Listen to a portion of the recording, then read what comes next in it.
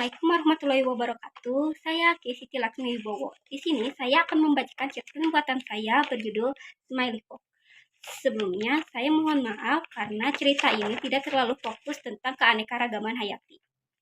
Suatu hari, di sebuah kota kecil, tinggallah seorang gadis bernama Kanawan. Kana tinggal berdua bersama ayahnya. Namun semenjak kematian ibunya, hubungan Kana dengan ayahnya tidaklah bagus. Kana merasa ayahnya jarang memperhatikannya dan terkesan cuek. Itu membuat Kana merasa kesepian. Untuk menghilangkan rasa kesepiannya, Kana biasa bermain di hutan gugur yang jaraknya tidak jauh dari rumahnya. Aktivitas yang dilakukannya entah itu memanjat pohon, melukis, atau bahkan berenang di sungai yang dekat dengan hutan itu.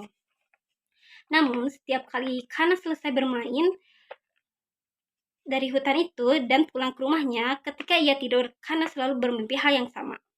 Kana berada di tengah hutan gugur yang gelap yang hanya diterangi cahaya bulan. Tiba-tiba saja di depannya muncul seekor rubah merah yang memakai topi. Rubah itu selalu tersenyum ke arahnya. Senyumannya terlihat menyeramkan dan juga terlihat sangat licik. Walau begitu, rubah itu tidak pernah melakukan apapun padanya, hanya melihat lalu pergi begitu saja. Di dalam mimpi, Kana selalu mengikuti kemanapun rubah itu pergi tanpa tujuan. Setelah itu, ia akan terbangun keesok paginya seperti biasa. Kali ini, Kana bermain di hutan gugur seperti biasanya. Tidak ada yang aneh, hanya saja suasana hutan tersebut sedikit aneh dan membuatnya tidak nyaman. Sehingga Kana memutuskan untuk pulang ke rumah. Rumahnya sepi, ayahnya tidak pulang karena urusan pekerjaan. Ayahnya menyimpan sebuah kertas kecil di meja makan bertuliskan, "Ayah hari ini tidak pulang. Di lemari ada makanan, tapi jika kau ingin membeli makanan, uangnya ayah simpan di bawah bantal di kamar." Kana melihat itu dengan tatapan sebal. Aku tidak yakin ia pergi karena pekerjaan, mungkin ia pergi karena bosan di rumah atau bosan melihatku, ucap Kana. Setelah itu, ia duduk di kursi dekat dengan jendela, beristirahat sambil makan dan melihat ke arah luar.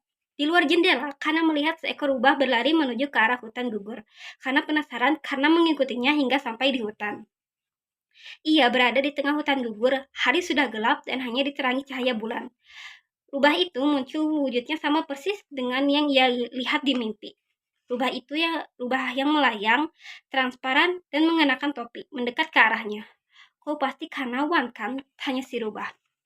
"Ya, itu aku," jawab Kana dengan nada kebingungan. Rubah itu cekikikan, lalu menghilang dan muncul kembali di belakang. "Rambut pendek berwarna coklat, kau juga punya sifat pendiam dan sedikit canggung, mirip sekali dengan ayahmu," ucap si rubah. Nada bicaranya sedikit menyebalkan, namun ketika Kana mendengar kata ayah, perasaannya campur aduk antara sedih, kesal, dan rindu. "Kasihan sekali gadis ini. Kau sepertinya punya masalah dengan ayahmu. Maka ikutlah denganku. Aku ada sesuatu yang bisa membantumu," tawar si rubah. Awalnya Kana ragu, tapi akhirnya ia tetap mengikuti si rubah. Rubah itu menuntunnya sampai ke sebuah tempat di dalam hutan. Mereka berhenti ketika melihat kotak kecil melayang di depan mereka. Rubah itu lalu meletakkan topi miliknya di atas kotak. Kotaknya terbuka, memperhatikan banyak sekali barang seperti sebuah gaun, sepatu, kanvas, dan alat lukis, juga pita dan jepit. Karena teringat bahwa semua barang itu adalah barang-barang yang pernah ia minta pada ayahnya. Tapi sang ayah belum juga membelikannya. Itu juga yang membuatnya membenci sang ayah. Lalu rubah itu memberikan sebuah kertas bercahaya pada Kana. Kertas itu menceritakan apa saja yang ayahnya hadapi dan apa saja yang membuat ayahnya tidak bisa membeli semua barang itu dengan cepat. Dan kertas itu juga memberitahukan bahwa ayahnya sangat menyayanginya, hanya saja beliau tidak tahu cara mengekspresikan kasih sayangnya. Setelah mendengarkan apa yang ada di kertas itu, Kana beralih pulang ke rumahnya sambil menangis. Sesampainya di rumah, Kana melihat semua barang yang ia inginkan ada di ruang tengah. Kana juga melihat ayahnya sedang menata kue ulang tahun untuknya. Sepertinya kejutan ulang tahunnya gagal, ucap sang ayah. Kana menangis lalu berlari untuk memeluk ayahnya. Kana yang selalu mengira sang ayah adalah pria yang cuek, ternyata sosok pria yang sangat penyayang.